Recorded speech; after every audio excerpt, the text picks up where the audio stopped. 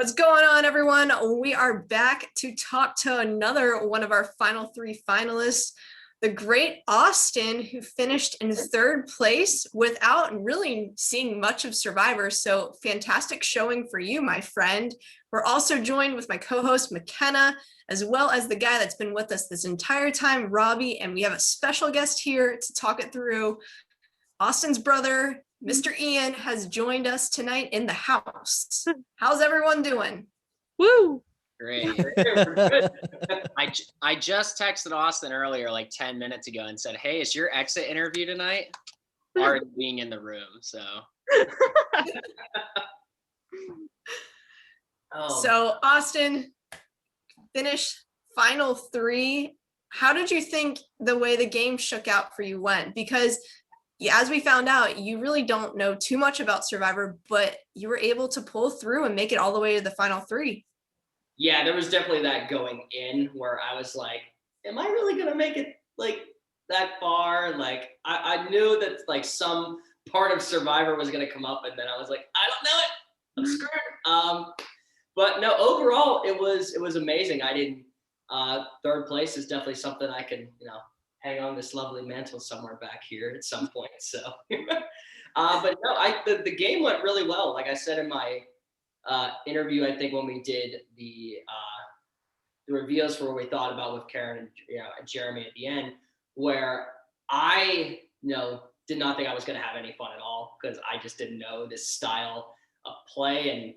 But as you can see, I'm here. I loved it, and we're ready to roll.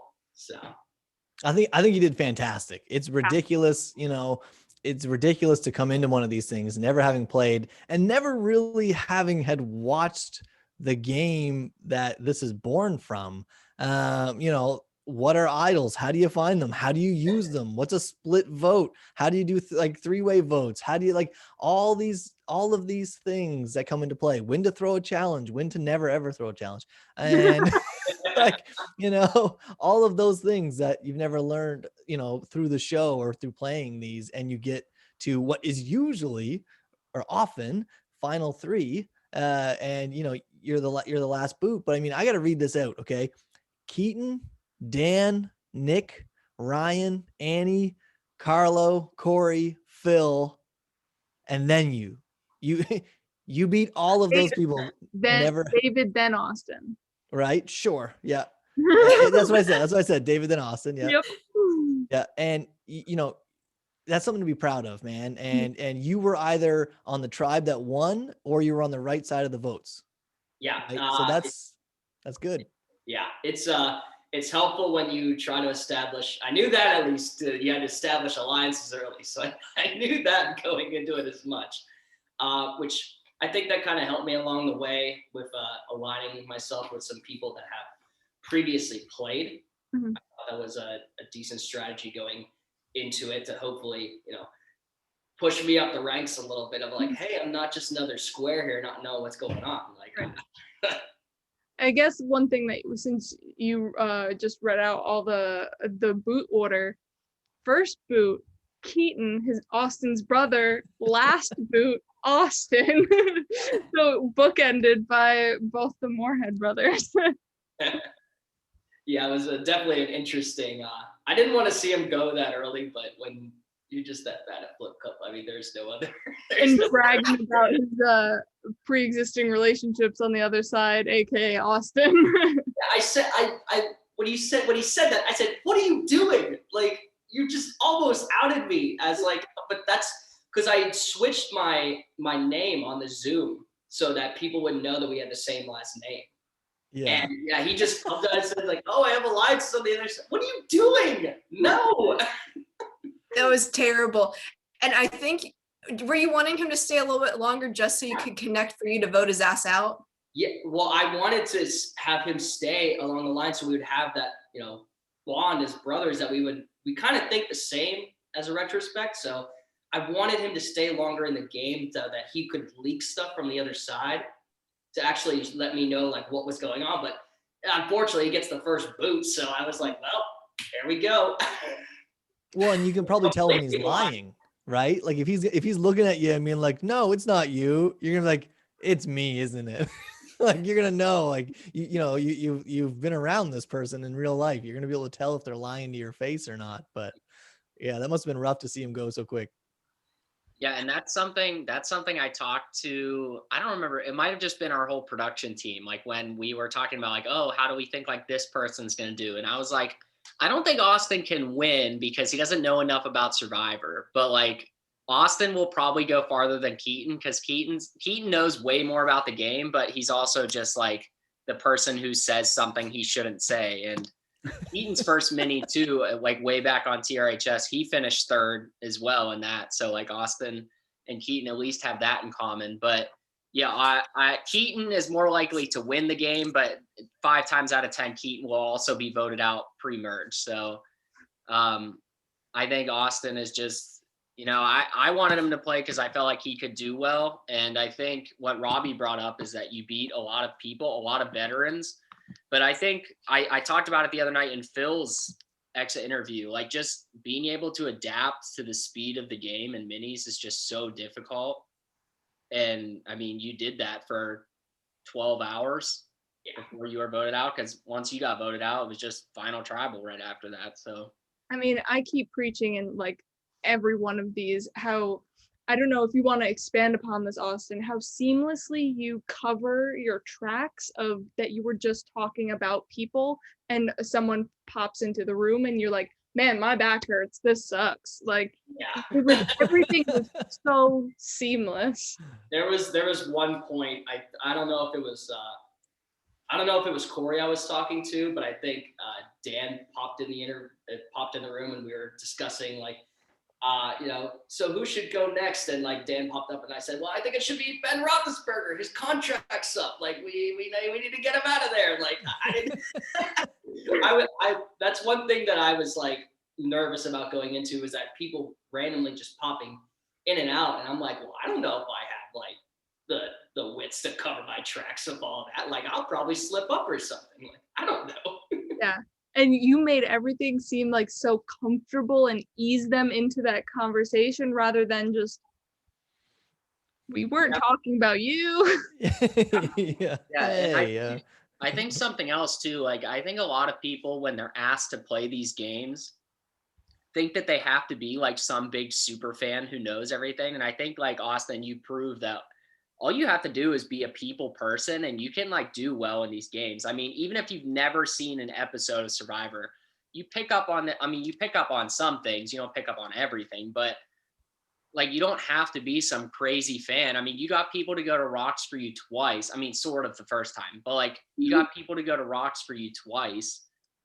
Still, I still don't understand it. But I'm still here. I was there and I didn't understand it. I mean, you easily had the most votes on most votes against on the season. I don't know what the final tally was, but probably in the double digits at least.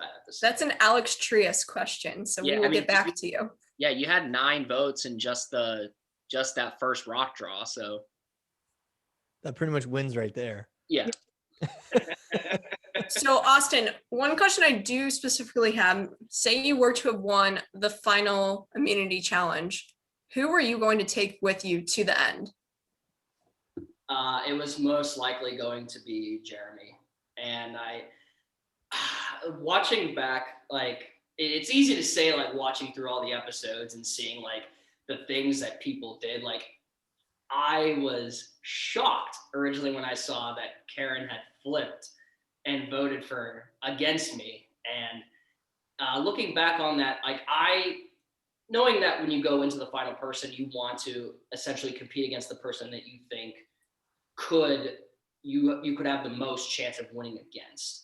And I think that Jeremy might have been an unusual pick for me, because I think that a lot of people between like even Karen said it in her thing, like she said that it was more of how many lines she crossed in like against the jury and how many slip ups she had and when everything. But Jeremy also said like he burned bridges and everything. And I don't know if I like I said, I just played a quiet game and went along and made sure that everything was right on my head.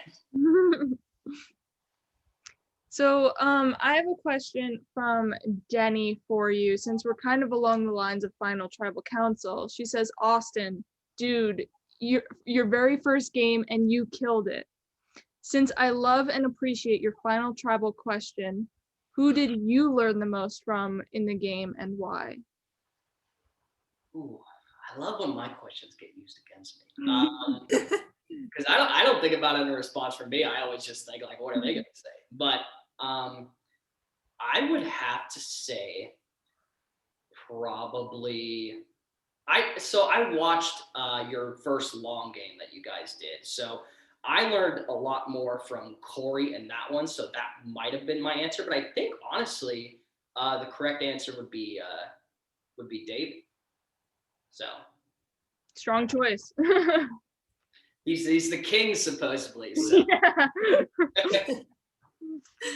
Well, I have a fun question here from Frank.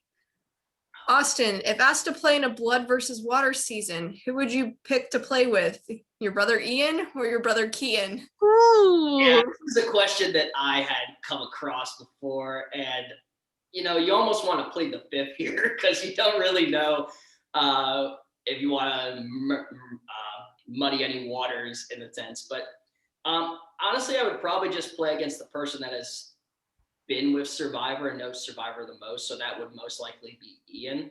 I think that there's a lot of strategy that goes into it, and not again, nothing against Keaton, but when he was back against the wall, he revealed that he had stuff on the other side, and that's not really something that I would want to have as like a partner going in. I'd be like, dude, no, what do you kill it?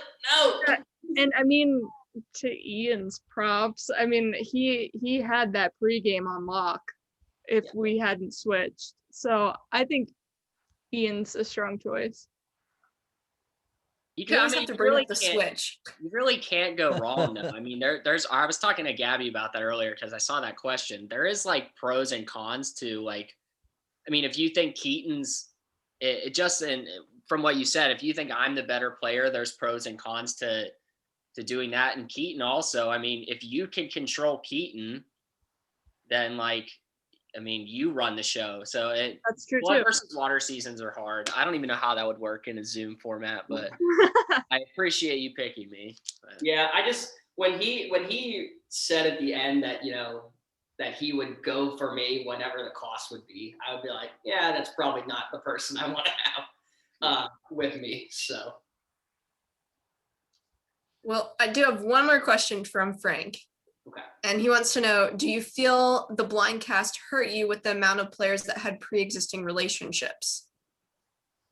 So I saw that, and honestly, I'd have to say no, because as much as people have played before, like Corey, Phill, all of them, as Ian's point, all you have to do is know how to read a room. So whether it is people that have played in the past or newcomers, all you have to do is essentially be able to read those people and wonder what they're going to do. I had my doubts about Corey, like as soon as we decided to, pair up in our little thing, I knew something about it was going to be like, can I really trust him? I don't know. He's kind of a little weasel sometimes when it comes to these games. So to quote Denny, a weaselly car salesman. I didn't even know that he doesn't even know that. Yeah, I don't know. Like I hear what you're saying. I'll back Corey up a little bit on this. I don't think there are many people who would actually go out with loyalty the way that Corey would. I think he gets I mean, Corey was taking Phill to the final two. Yeah, Corey's willing to lose to his allies if it gets him to the end with his allies, right? And I kind of honestly, Austin, I kind of feel the same about you in this first season, where when you had an opportunity at the final three to plead your case to Karen, and you're in a room and really your case was mostly, Karen, I was loyal to you. I had the opportunity to stab you in the back and I never did. I wanted to go to the end with you and I just trust you. And I've never trusted anybody in this game more than I trust you right now. It was all about your loyalty, which is a very similar argument to what a Corey would say, right? Where it's like, I don't care if I go out third if the other two were my allies that came with me. But at that point, do you feel like were you happy at that point with that argument, or do you feel you would have taken shots at Jeremy there to try to, you know, get yourself into that final two? What, like, would you have done anything different looking back? So this is interesting because looking back, I don't know if I would have taken her to the final three looking back. There's very interesting components that when I rewatched the episodes and everything that I felt a strong case to take David with David and Jeremy. But for that moment, no, I don't think I would have done anything different because at that point, all you can do is, you know, at that point, all you can do is either like wave the white flag of knowing that you're essentially, it's a 50-50 shot. So I kind of felt like she would have a better opportunity against Jeremy going in. So I kind of knew at that point maybe that my ride was over. So I essentially played to the heartstrings and say of the loyalty card that I played. Yeah, and that makes a lot of sense. That makes a lot of sense. We were just discussing that a few minutes ago in the recap episode where, you know, on the surface, it looks like it's a mistake to not throw Jeremy under the bus and say, he's going to win. He's going to win. You can't take him. Like, you or I both lose to Jeremy no matter what. And be like, I'm happy with second place. Take me and I'm happy with second place. I won't even argue. You know what I mean? But on the other hand, there comes a point where pulling on the heartstrings works better with some people, and that's a choice that you made. And you know what I mean, you know, depending on who you're sitting with, maybe that choice changes, but you know, that you would have known that situation better than any of us. So yeah, no, it was a good argument that you made. A question that I have for you also is, I got to hear Jeremy say one of his regrets in the game was not taking you and at that and David and Carlo, and you guys voting Corey out in that move. Would you have been willing to do something like that if Jeremy had approached you saying, hey, we got to make a move, we got to split and go with David and Carlo? Yeah, looking back on it, that's an interesting proposition because I really didn't get to see a lot of Carlo's play style and how he would work with like a group of people that are like a bigger alliance. Mm-hmm. So that's interesting to say. Perhaps because when I look back and I found out that Corey cast my vote, and as soon as those votes of mine came out during that episode, I was like, I know exactly who did it. Like there's no way about it. So yeah, I probably would have went that way just to see. I mean, kind of like diving into the unknown, right? Diving into the ocean, you really don't know where it's going to go. So why not take that jump? Nice. Well, anybody else have any other questions for Austin? That's all I had on my end. Austin, any final thoughts? Any last things you need to say or want to get out? This was a pleasure doing this, and I can say that I am more than willing to step into the ring again. Amazing, because we loved having you. You were a great character. You gave amazing confessionals. So thank you for playing. And from us here, good night.